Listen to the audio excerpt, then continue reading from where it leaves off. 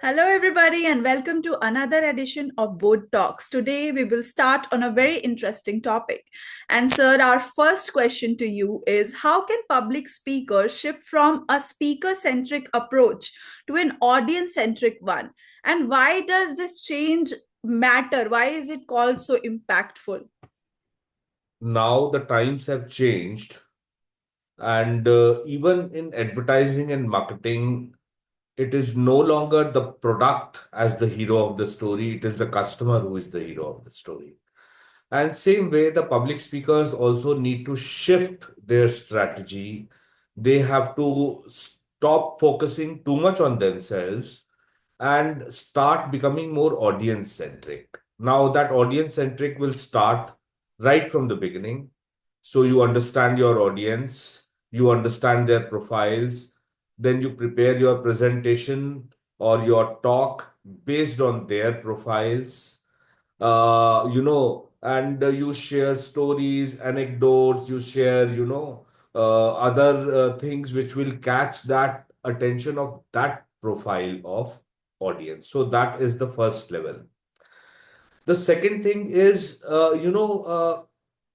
your public talk should be presented in such a way that you treat the audience as the hero rather than focusing too much on yourself or wanting too much attention on yourself.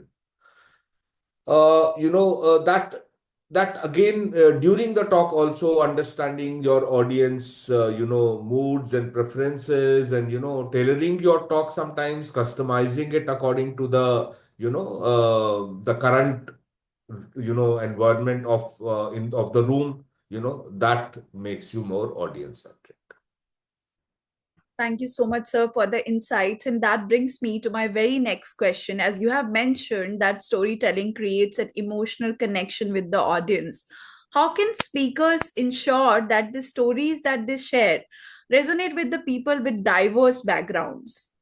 So the stories have to share some of your vulnerabilities, your mistakes, your failures, your human side, to basically resonate with the audience. Now, the kind of background you come from, the kind of struggles you have faced will resonate more deeply with some sections of the audience. So everybody will not connect equally, in terms of emotions with your, content. Some people will resonate more, some people will resonate less, but everyone will resonate if your, approach is human.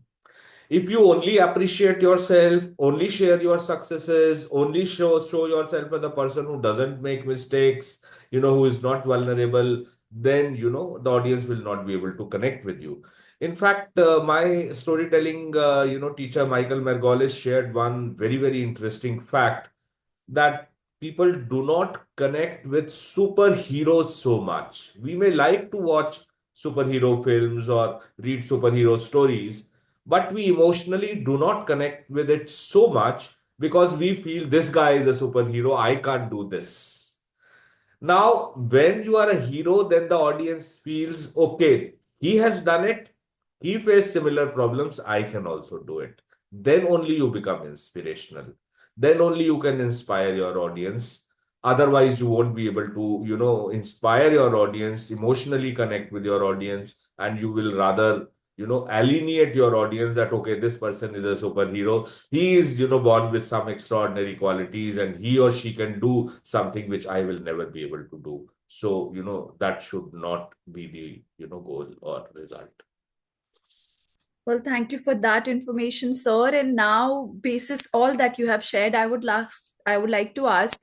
We often hear about overcoming stage fright, but you also told that nervousness could be a sign of care. So, how can speakers harness the nervous energy to improve their performance on the stage? Yes, see, when you are feeling nervous, you have to understand it is very human. So when I'm coaching, my clients on public speaking, I always give them the example of Mahatma Gandhi. And Mahatma Gandhi was one of the best public speakers in the world. But very few people know that he used to get nervous when he started public speaking. So it's very human. You don't have to think that I am getting nervous. Everybody gets nervous.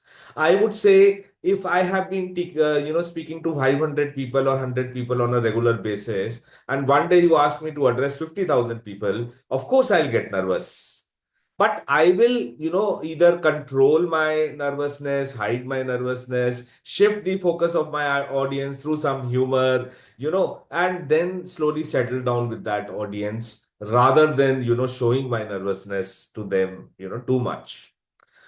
It's good to be vulnerable, not over vulnerable. It's good to share. It's not good to overshare. So that, of course, you will be, you will feel nervous. You have to utilize that energy. One is, of course, the practice element is also very important.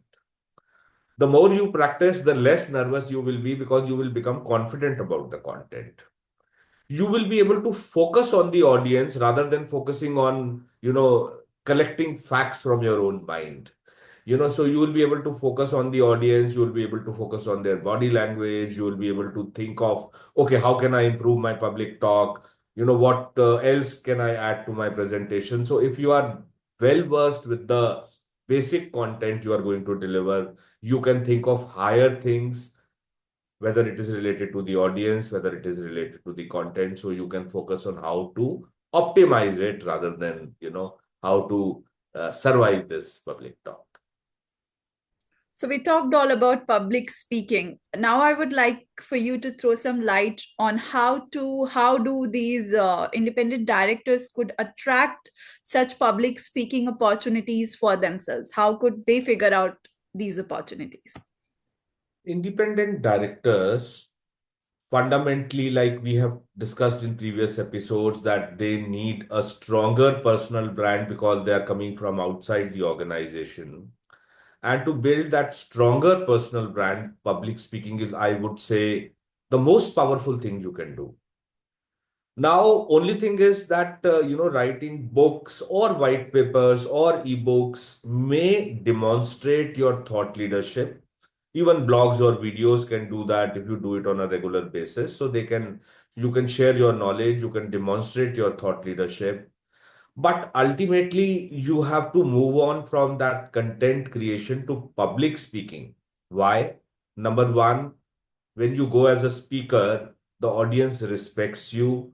They have come there to listen to you. So they will come to you and, meet you once your talk is over. So you will attract people rather than you will, pushing yourself to people. So networking in that sense becomes easier.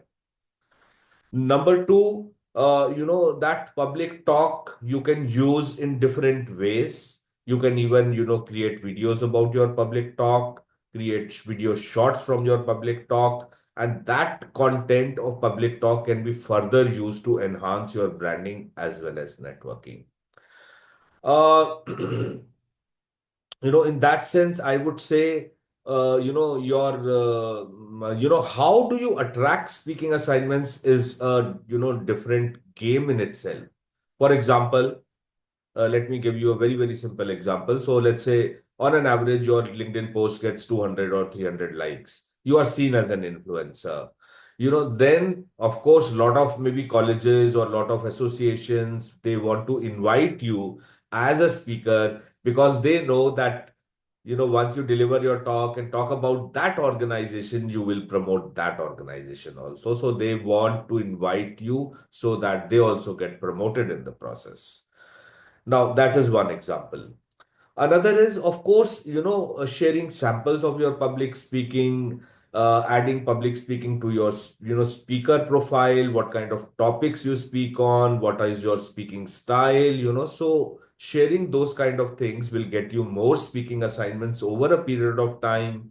Then you can add to your speaker profile what kind of, supposing I say that, okay, I have spoken at platforms like IIT Madras or LSR or School for Social Entrepreneurs India. So then other people feel, okay, he has spoken at prestigious platforms and, he would be good enough as a speaker for our platform also. So demonstrate that credibility through the kind of platforms you have spoken at.